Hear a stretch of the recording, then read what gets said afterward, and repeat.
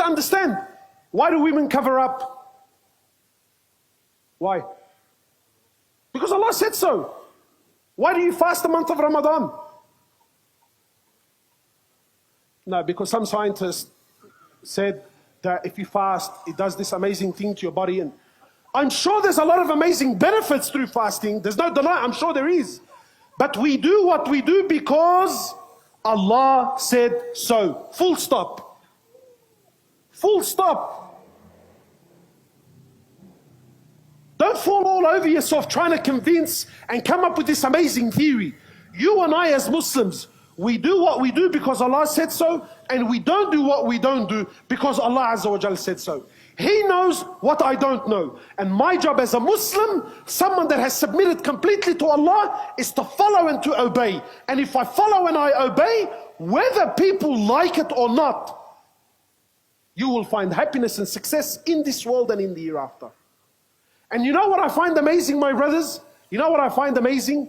Is sometimes when you say this to people, nah, brother, not me. I have to know. Again, this is a door of shaitan.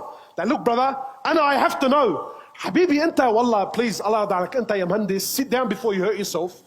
When you accepted Allah in the beginning, you accepted Him to be the all-knowing, true or not? The all-seeing, the all-wise, the all-powerful. So when this Allah sends me something, He says to me, don't do it. I don't need to investigate after. You can, that's fine. There's no problem in you finding out the wisdom behind things. That's fine. But to question Allah, why did Allah, why? Why is Allah doing this? Why did Allah make this halal? Why did Allah make this haram? Habibi, anta, you and I, what position are you in to do that? What position are you in to do that?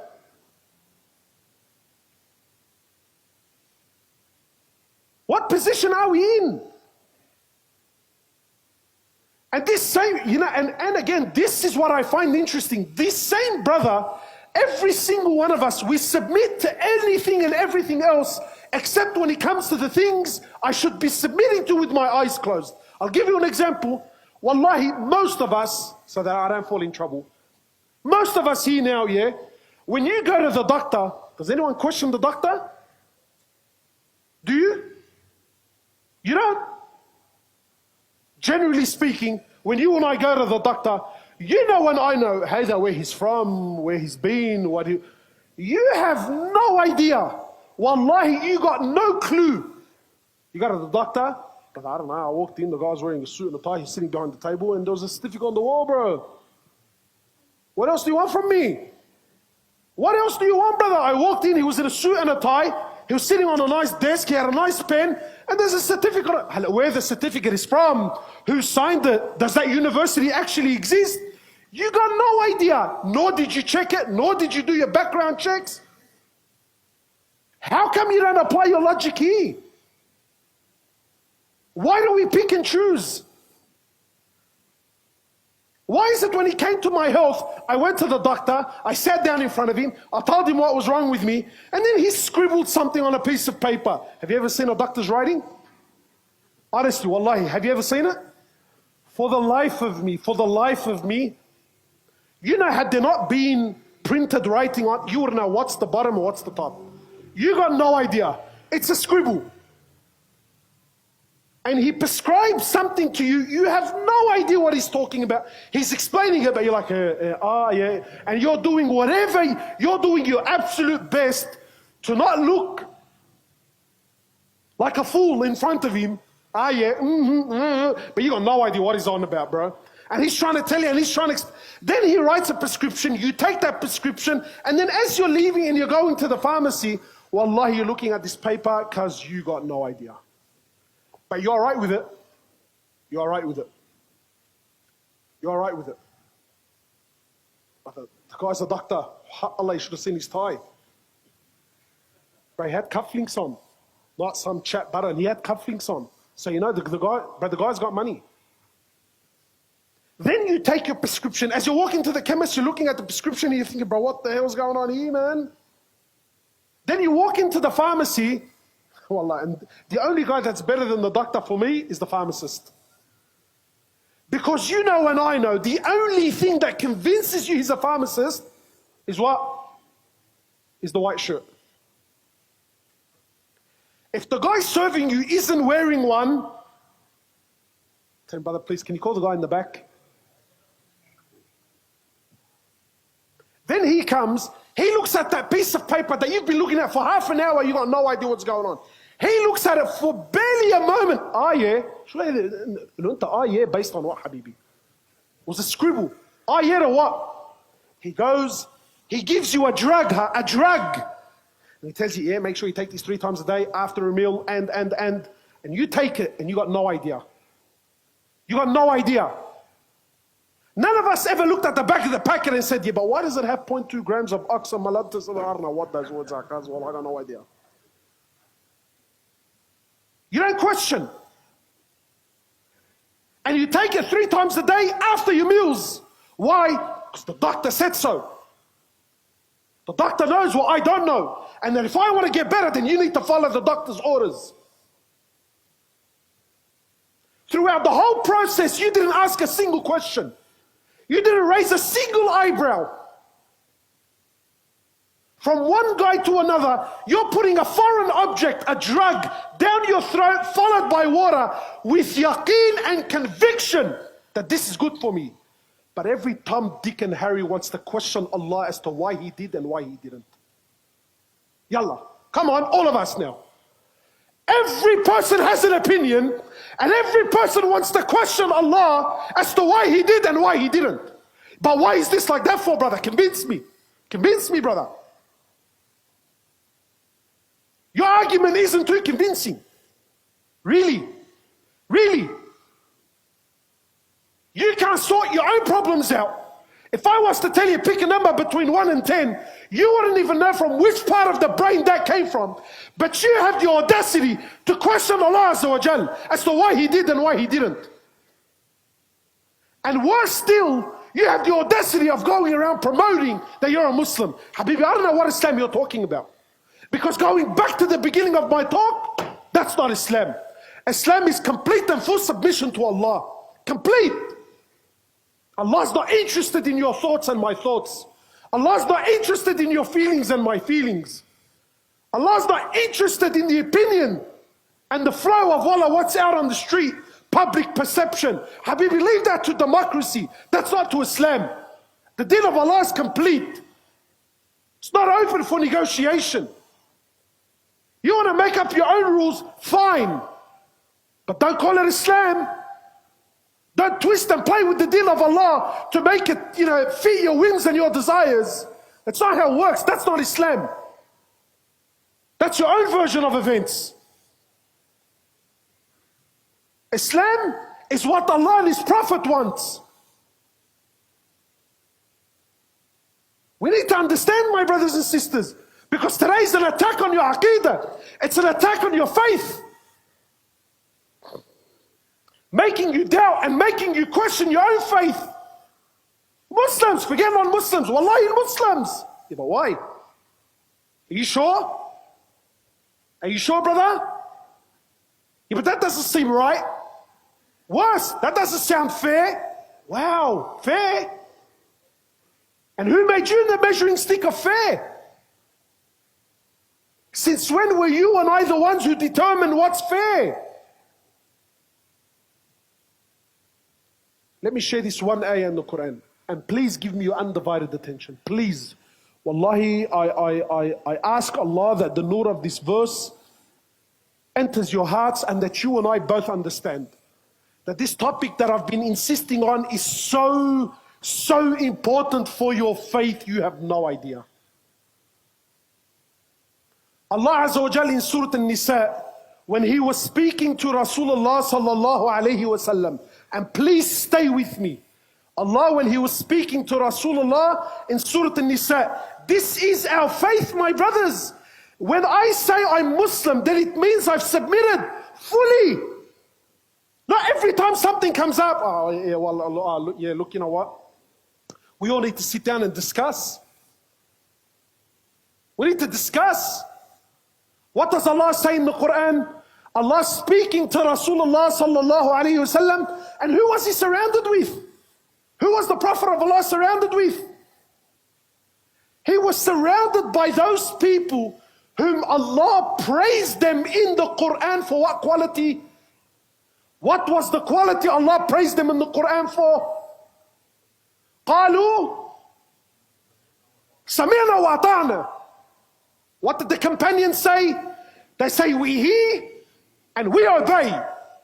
Not we hear and we question. Not we hear and wallah, let me dwell on it for a little bit. Not wallah, yeah, you know what, look, I heard, but let me go back to the boys and see how the area. No. قالوا سمعنا وأطعنا. Allah praised them in the Quran for this quality.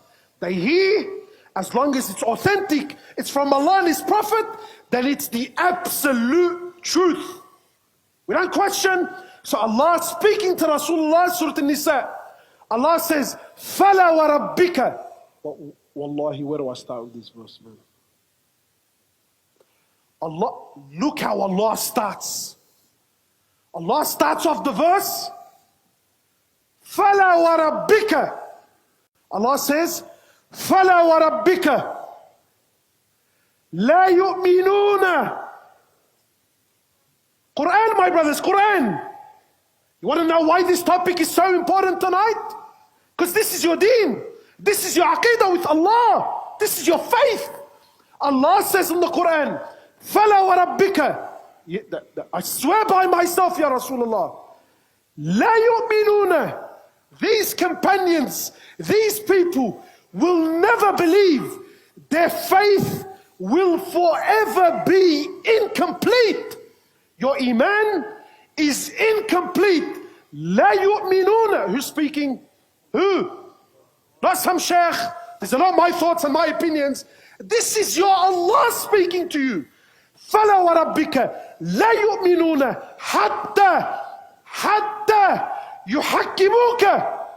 يُحَكِّمُوكَ you ya Rasulullah. حَتَّى يُحَكِّمُوكَ فِيمَا شَجَرَ بَيْنَهُمْ.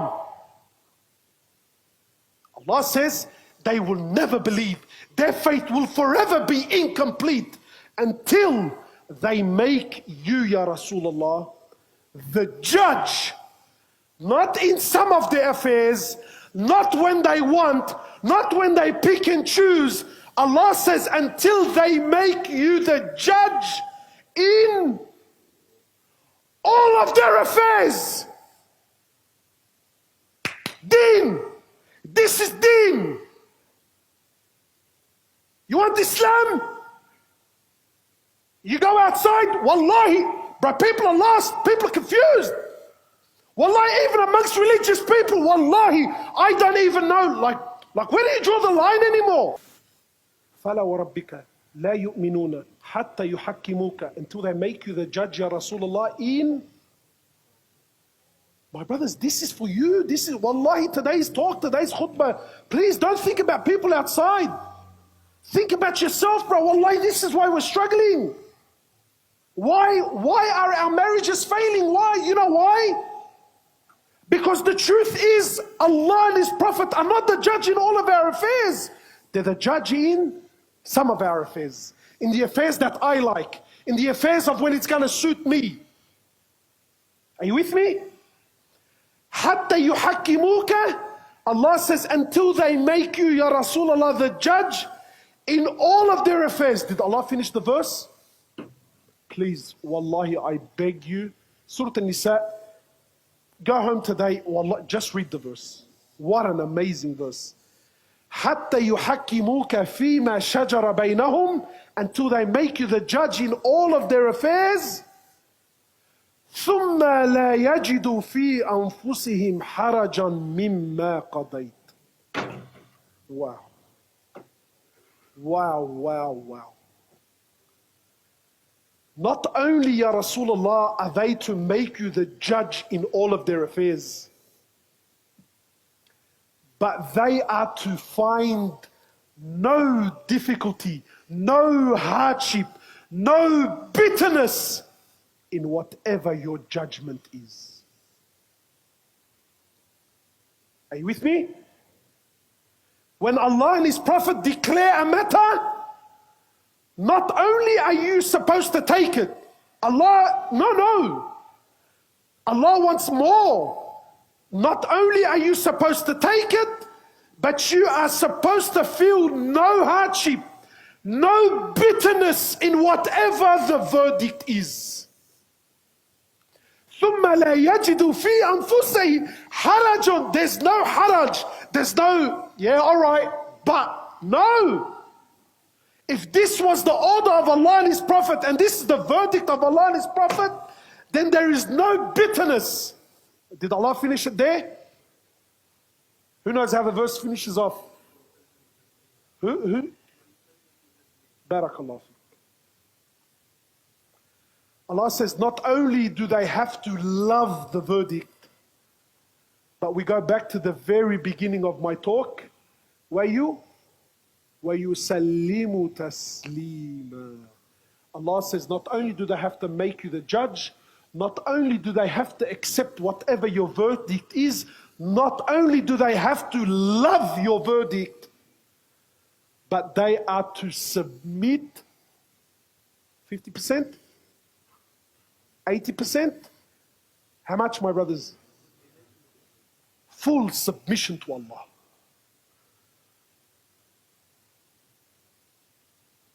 This is deen. Allah says in the amazing verse in the Quran, وَمَا كَانَ لِمُؤْمِنٍ وَلَا مُؤْمِنَةٍ إِذَا قَضَى اللَّهَ وَرَسُولُهُ أَمْرًا أَنْ يَكُونَ لَهُمْ, what is it? مِنْ أَمْرِهِمْ. Allah says in the Quran, please stay with me, that it is unbefitting. Allah says, it is unbefitting for the believing man and the believing woman that when Allah and His Prophet have declared a matter, that the believing man or woman should have an opinion on the issue.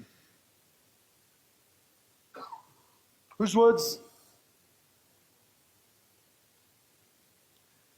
The deen of Allah is not a game, my brothers. The deen of Allah is not a conversation, wallah. It's not like the World Cup where we sit down and we speak about this player and that player and this team and that team. The deen of Allah is complete, it's perfected. My job and your job is to submit fully. Wallahi, and please take these words very carefully because I know it's going to open a lot of doors of fitna for some people. I would just rather someone say to me, look, the deen of Allah is perfect, but I'm just weak, I can't do this act of worship. I'm not giving you excuses, but I would rather you say, look, the deen of Allah is perfect, but I just can't do this currently right now, but inshallah I'm working on it, than to twist and play with the deen of Allah so that it suits your whims and your desires. This deen is based on submission, obedience, my brothers.